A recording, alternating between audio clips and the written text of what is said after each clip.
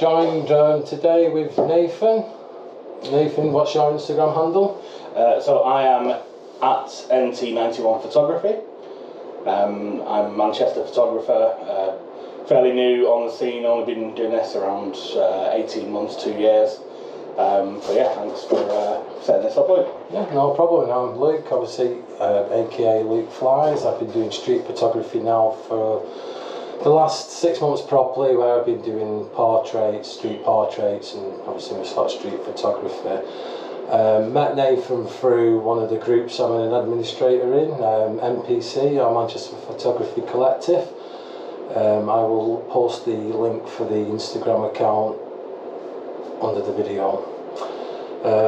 How are you finding the group?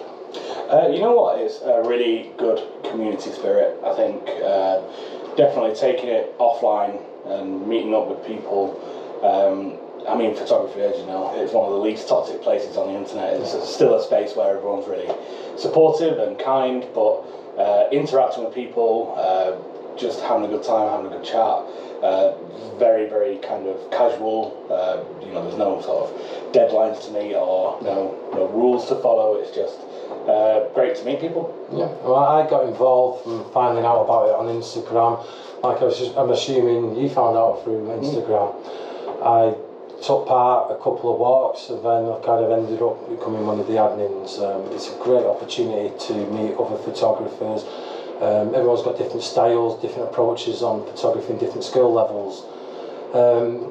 Reason for doing this is I've had a lot of people reach out to me on my sort of Instagram feed wanting to know a bit more about my type of photography, for me to actually speak with other photographers.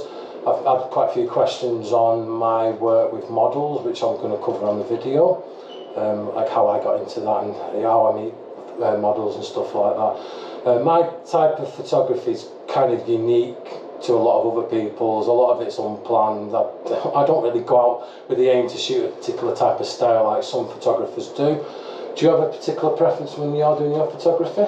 Not particularly. So I do have a kind of visual style where I want the photo to end up. So I like bold colours, vivid colours. I'm kind of trying to work on more abstract stuff as well.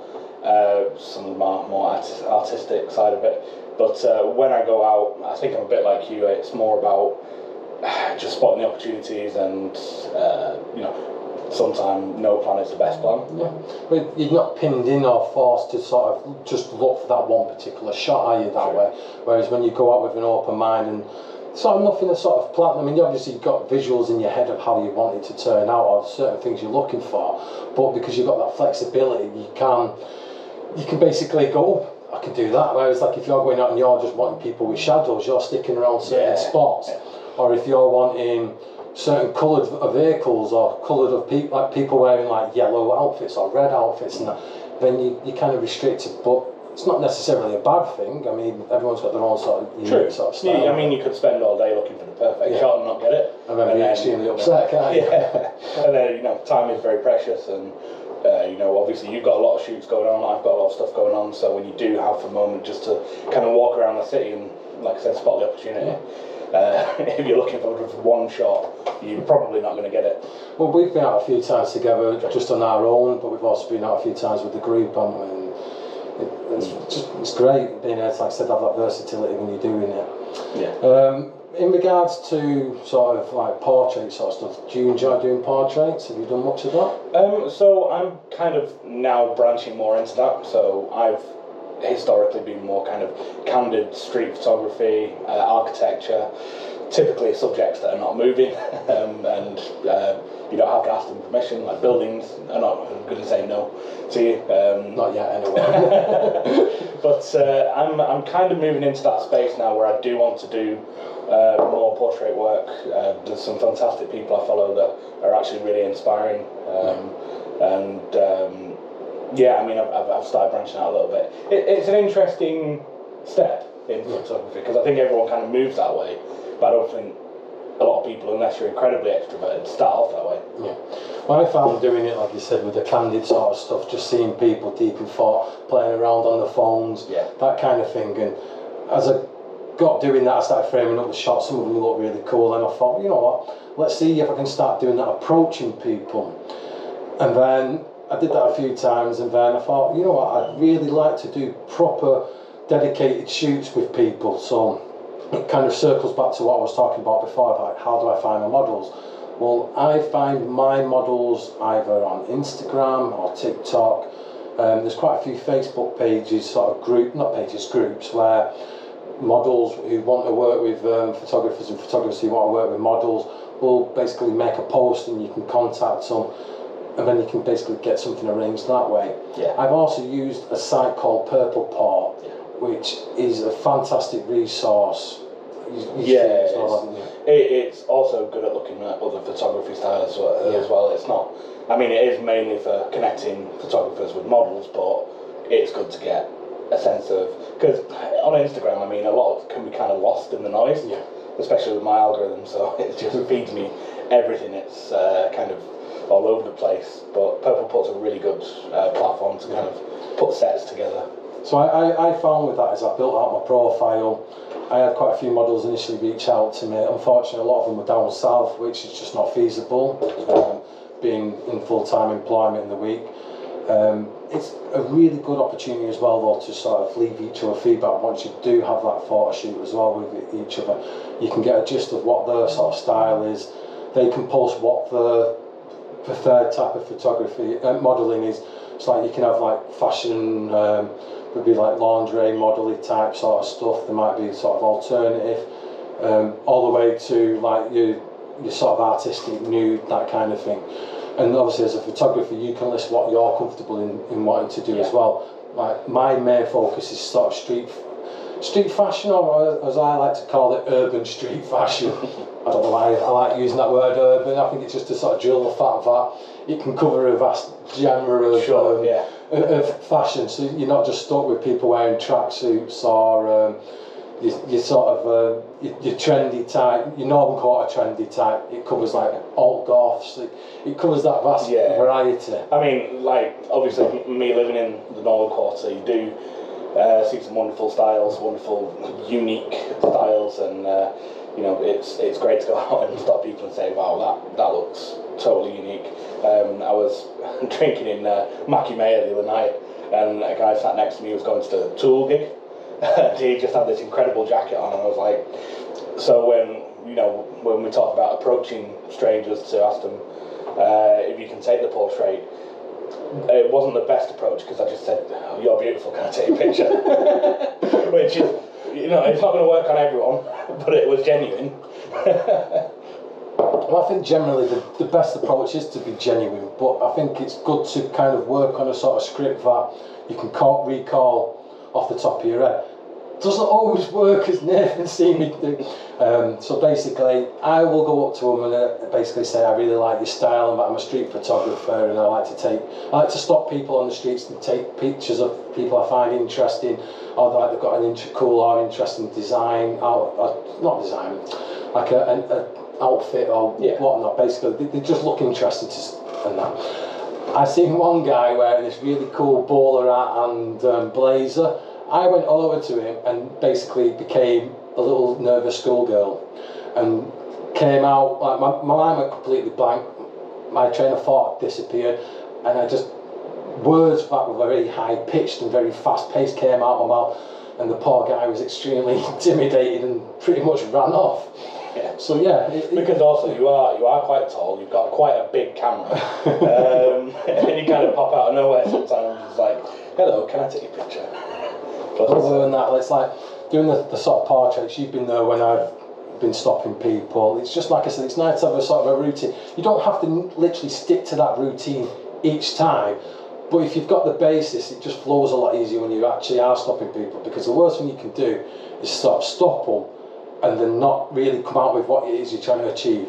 It's also a very good tip to have your Instagram page open with some examples of previous sort of portrait work you've done, because that way, if they do sort of show that interest but they are a little bit apprehensive, you can show them your Instagram, and it kind of binds what you're actually saying, because you're not just some nutter with a camera and a GoPro, or just a camera like waving it in the face. Sort of. I think if you stress the fact that this is what you do, because I'm guessing from the subject's point of view, when you ask someone, can I take your portrait, the first thing they're thinking is, what are they going to do with this picture? So if you show them, like, this is what I do, it's an artistic collage of different faces, you know, it's interesting people in interesting places generally. Yeah. If you've got a good editing style as well, then if you can make the subject look kind of cool and different and in a good light, then they are generally going to be open. There will be people who will just flat out say no to you. Yeah. And that's part of the fun as well. Like, you just ask them, they go no. Or there will be people who will let you do your spiel, you'll show them your Instagram account, you think you're in there and a winner, and then they'll turn around and say, don't really do Instagram. And it's like, you just have to take your wins and your losses together. But it is amazing how many people you do take photos of that end up really loving them as well. Like the guy from Mackie Mayer the other day, I think his name was Balak. And I sent them to him via text afterwards, and he was like, oh, these are really, you did a fantastic job even though I'm not photogenic. I was like, well, you don't have to be photogenic because I spent a lot on my camera. Good equipment. Yeah, you spend more money on lenses, that means they're more professional, right? So talking about cameras and camera equipment, what is it you shoot with? So I'm on digital and film. Digital, I'm shooting with the Sony a6000. It's very nice and portable. It's got a 35mm prime lens on it at the moment, which is what I usually use. And I just love it because it is so portable. Later versions of the A series Sonys don't have built-in flash, so I can feel like Men in Black. But yeah, I mean, I just wanted something that was light, and also when I'm shooting in film as well, I picked up this bad boy, which is an Olympus 35 SP.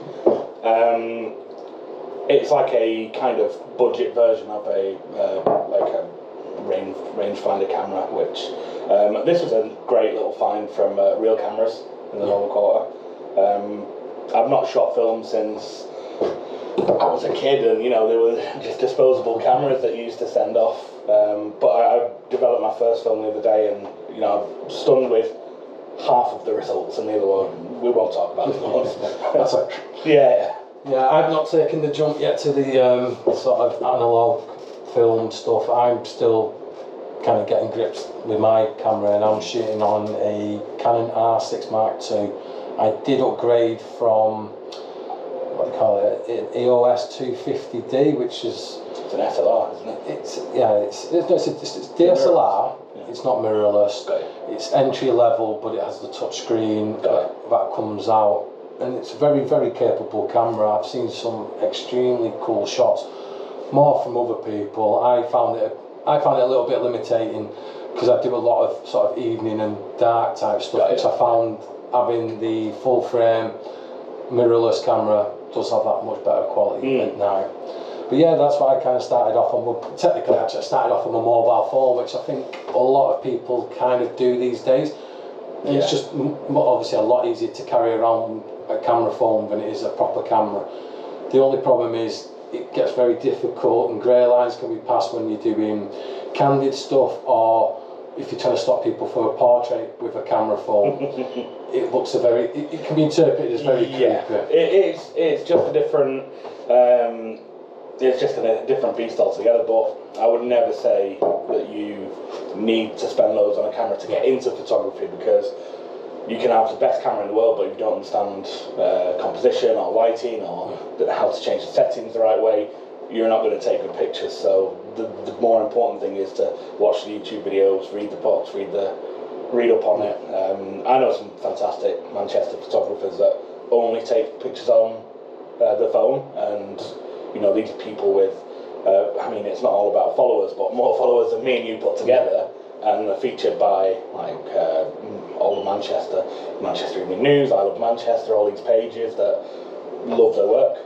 So yeah, basically, guys, you don't need to have the top end camera to get good results.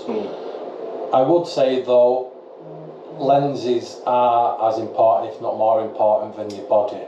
You will notice a huge difference between a kit lens and a prime lens, or like I shoot on a 24-70. It's an older lens. It's f4 stop is the lowest aperture it goes, or highest aperture depending on your way of interpreting the apertures. I find that though a very versatile camera. I'm able to do a lot of my portrait work with that. Yeah. And my street stuff. It is very difficult though for doing candid stuff because just the sheer size of it, especially on a full frame. Yeah. On a full frame body, you will draw attention if you're taking that near your face. You can do shoot from the hip or hip shots, depending on your take of it. You can pull it off, but yes, it's not discreet. If I'm using a 50mm, you can pretty much run around and not be noticed. There is that. I mean, on my camera, it's a bit of a Frankenstein. So I actually have the A6000 is a cropped camera, but I have a full frame lens on it, and the actual base stock lens is actually really good. It's a what is it? Is it 16 to 50 telephoto lens, so it zooms out, and it's actually a really good stock lens. The only reason I don't use it is because the 35mm just captures a lot more detail for me. And what's the f-stop on that one? I think it goes down or up to 1.8. Yeah. So it just lets in a hell of a lot more light. 100%. Yeah. Which is great for me because I mean, first of all, we live in Manchester, so there's not often a lot of light. Bit dull, isn't it? Yeah, sometimes you need that extra light. But also I do like to go out at night, and I don't want to carry like accessories based around creating light. Yeah. So I've seen quite a lot of people with these kind of portable LED blocks that have the full RGB motion. I don't really want to do that because again it's not portable, it's not discreet. Not that I'm trying to take people's picture without them knowing, but especially at night in Manchester in the city centre, you don't want to be drawing unnecessary attention. 100%. Yeah. I mean, I always have a strap on my cameras. I don't use the strap, but it just feels safe. Yeah, I've got one of them things where it's kind of binded to your wrist, and it literally becomes an extension of your hand. It's very awkward though when you're meeting and greeting people because you're having to shake hands with your left hand, or you're having to do like your good old fist bump. But it's a trade-off. That camera ain't coming out of your hand very easily when it's attached. No. So I think you did a video in the Northern Quarter with a social media person, and I think you were pointing to something that she had in her hand, and you were pointing with the camera, which is a huge. that was pretty funny. That was one of the. It's a woman who's a comedian by trade, but does a lot of viral interview type stuff around the Northern Quarter. And yeah, we were doing about the lady anatomy, and yeah, I had the camera strapped to my hand, which was really awkward, but funny. It kind of made the scene a little bit more funnier to watch when pointing out to certain lady parts with the camera attached to my hand. It's an interesting hobby, definitely, this photography. We met loads of people. We've just been on, we've just finished a walk around Manchester with the NPC group today. I was leading it and kind of started to lose my voice a little bit, and I had to sort of draw it to an end, just so I had enough of a voice left to be able to do this video that I've been kind of promising for quite a bit now, and we've been trying to talk about doing this for a while, haven't we? So yeah, I mean, there's so much that we could talk about, but also keeping it quite manageable, and we could go on for hours, but it'd be good to do more of these and explore different topics in more depth as well. But it's great to have this little tester and just feel it out. And obviously, if anyone who's watching, please. If anyone who's watching has any sort of topics they'd like us to discuss, or anything they find interesting or they like about what we've done today, if you can give us some feedback, that would be great. Yeah, and also as well, if people want to join in, I think is, let's bring more people into this. Yeah, I think that'd be good. Get a couple of different sort of people who do different types of photography around, and well, not necessarily just Manchester, but obviously for the ease of use, if we can get people from Manchester area, it'll be obviously easier to organise. We're not able to get people coming from, say, Scotland or London just for a 20-minute podcast. True. Or you could join a NPC walk and then do it afterwards. Yeah, there's that option as well. Anyway, I think we'll wrap it up, and thank you very much, guys, for watching. Thank you for watching. Take care. Right.